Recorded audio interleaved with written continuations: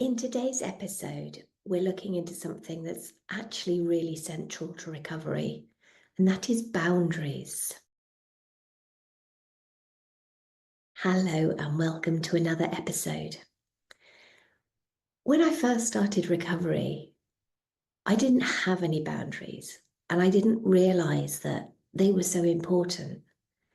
And as I started through the journey of recovery, it became more and more obvious that I was sacrificing myself in so many ways because I didn't have any boundaries. And I know that setting boundaries can be one of the hardest things to do, especially when it comes to family. When we're in recovery, setting boundaries becomes even more essential, yet it often brings up intense feelings of guilt, worry, and self-doubt. So today, I would like to talk through what boundaries can mean for your recovery and give you some practical ways to set them in a way that feels kind, respectful, and empowering. For most of my life, I thought I was responsible for making sure everyone around me, especially my mum, was happy. I really believed it was up to me to keep things smooth, to avoid disappointment, and to meet expectations. I thought if I could just keep my mum happy, everything would feel more stable and secure. It was almost as though I'd taken on this role to ensure her happiness as a form of self-protection, like her comfort and mood were my responsibility. And this way of thinking can feel almost impossible to break because it becomes so deeply embedded in us over time.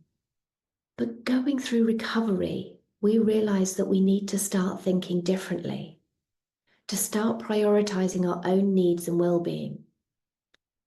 And that shift can feel radical, even terrifying, because it means letting go of those old roles we've taken on and stepping into a new, healthier way of relating to ourselves and others.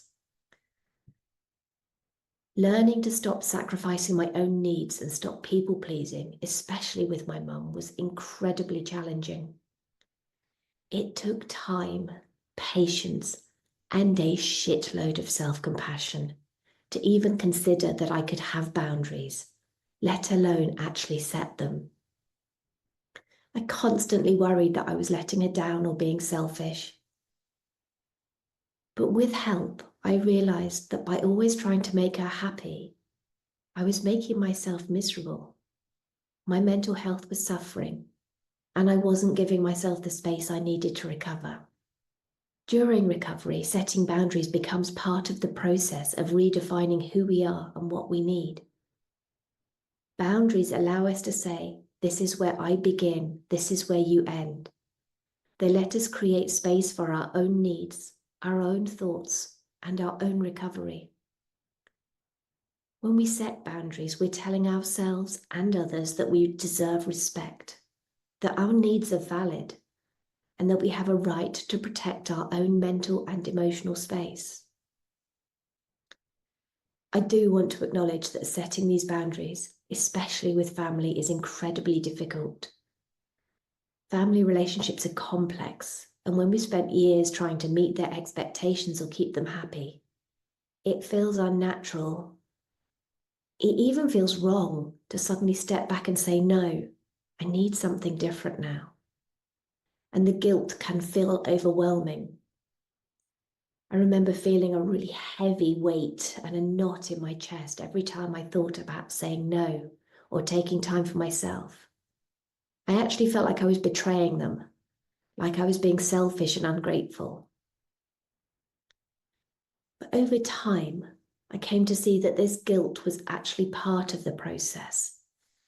It was a signal that I was stepping out of an old limiting role and moving towards a healthier, balanced way of being.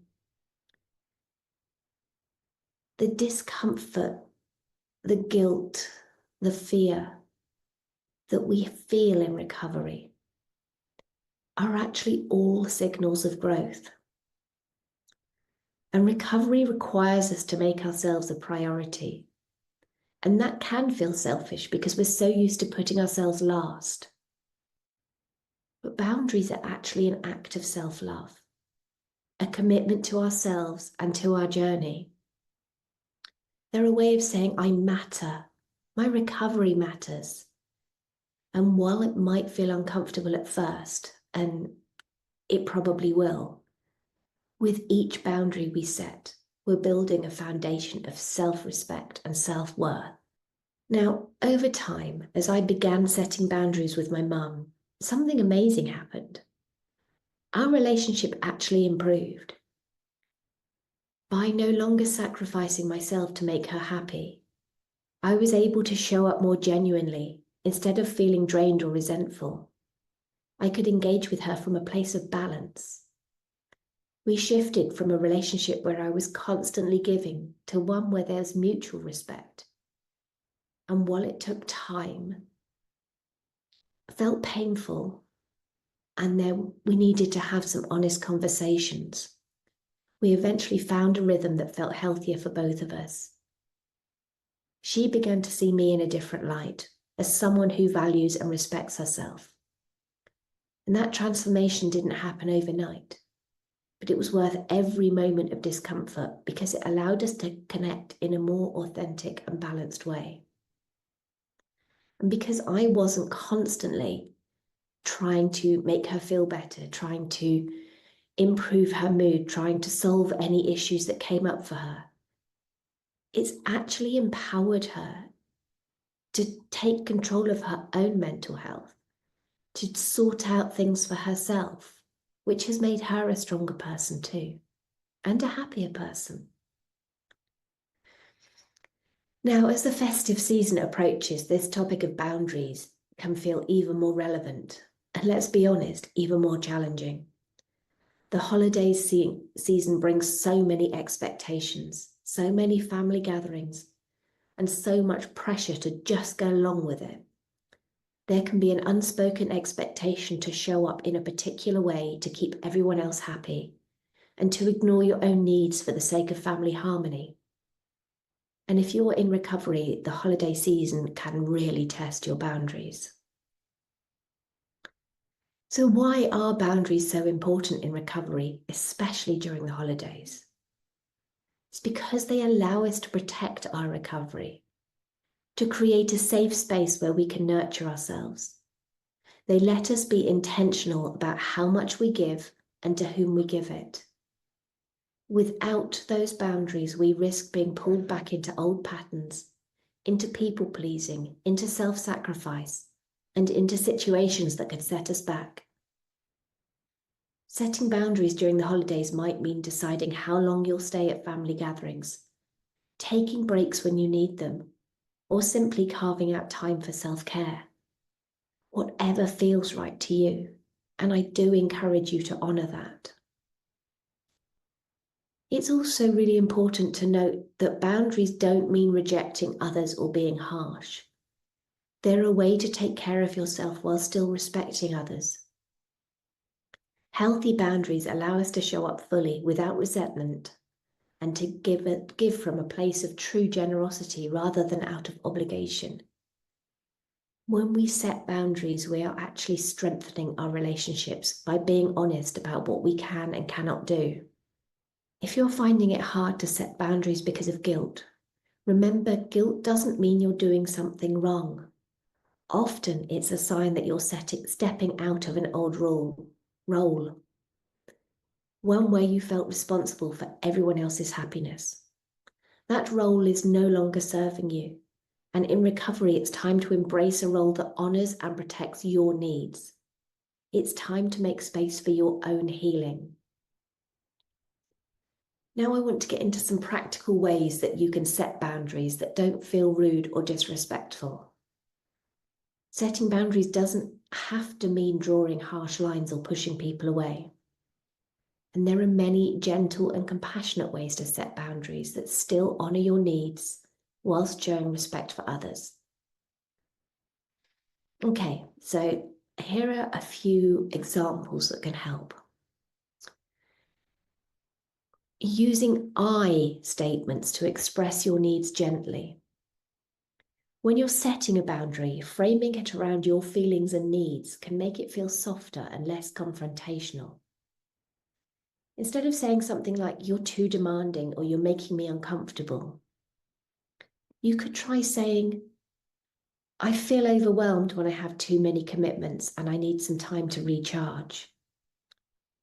This approach shows that you're focusing on your own needs rather than criticizing or blaming anyone else. You could say to a family member, "I'm working on giving myself some downtime in recovery, so I need to leave the gathering a bit earlier tonight." And this way you're sharing your need honestly without making them feel at fault. Set clear but flexible boundaries. They don't have to be rigid. It's okay to be flexible while still protecting your needs. For instance, if family gatherings feel overwhelming, you could plan to attend, but give yourself permission to leave whenever you feel you've had enough. You could say, "I'd love to come, but I may only be able to stay for a couple of hours." And this approach lets other people know that you care and that you want to be part of things and participate, but you're also taking care of your own needs by keeping the option to leave early if you need to. You could offer an alternative when you need to say no. And although no in itself is a complete sentence and it's okay to say no, sometimes it can feel harsh, especially if it's with a family member. If you're not comfortable with something, you could consider offering an alternative that still honors your boundary. For example, if someone invites you to a big holiday dinner and it feels overwhelming, you might say, "I'm not able to join for the full evening, but I'd love to come by for dessert and coffee." Or that you're not feeling okay to go for a big gathering, but you would love to meet them for a coffee and spend some time with them. This way you're respecting your own limits while still finding a way to connect. Practice saying no without over-explaining. We often feel the need to give long explanations when we set boundaries. I know I did. And this can sometimes lead to us feeling guilty or questioned. Instead, just try simply saying, "I can't do that this time," or "I'm going to take a rain check." Over time, you'll realize that a short, polite no is often enough. And the more we practice it, the more natural it feels. It's okay to let a simple no be enough. Your reasons are valid, even if you don't explain them in detail. And with this, I started practicing saying no in situations that didn't really matter.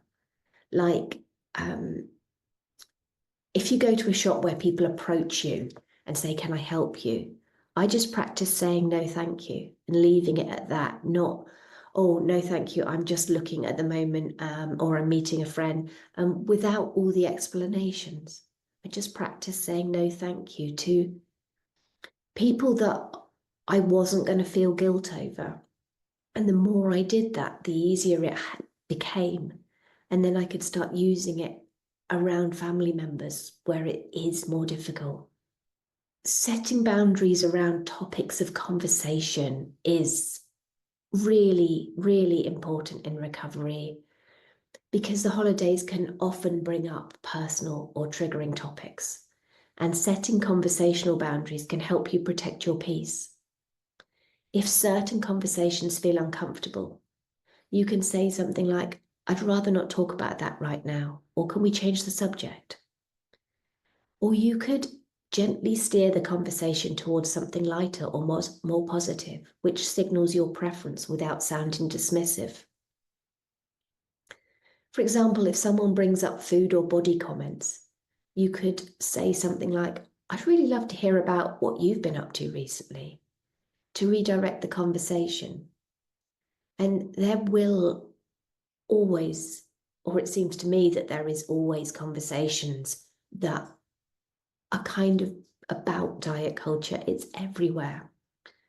And I know early in recovery, even though I asked my friends to not talk about diet culture and what diets they were on and weighing themselves and stuff, It was such a normal topic of conversation for them that they often forgot that I requested them not to do it.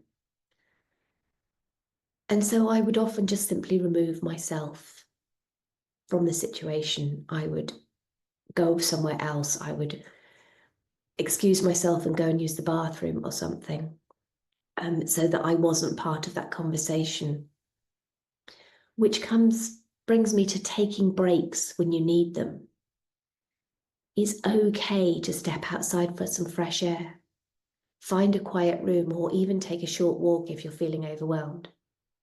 Boundaries don't always have to be verbal. Sometimes they are about physically removing yourself from a situation that feels stressful or draining. If someone asks you where you're going, you can say, I'm just taking 5 minutes, or I need a moment to refresh, or I need the bathroom, and just leave it at that.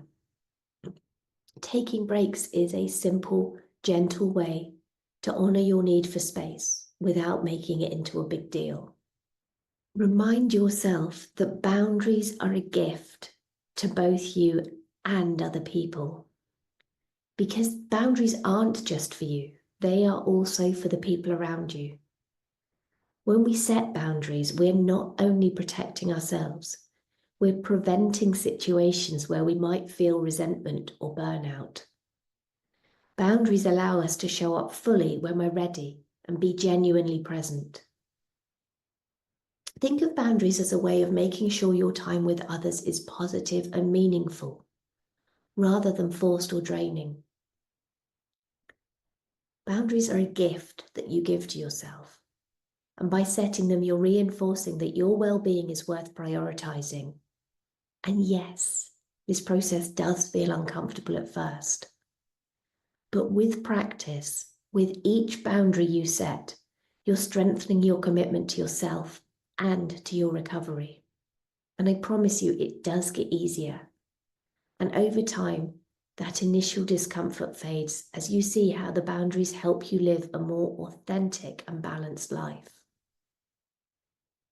So as you go through the festive season, give yourself permission to put your needs first. Remember that your recovery is sacred and it's okay to protect it, even if it means stepping back from certain situations. Setting boundaries is an empowering act of self-respect, and it's a cornerstone of a sustainable recovery journey. So thank you so much for being here with me today. And I hope this message on boundaries resonates with you and gives you the opportunity to give yourself permission to take care of yourself in the ways that you deserve. You're not alone in this. Boundaries are hard, but they are worth it. And I'm here with you every step of the way. Thank you for listening.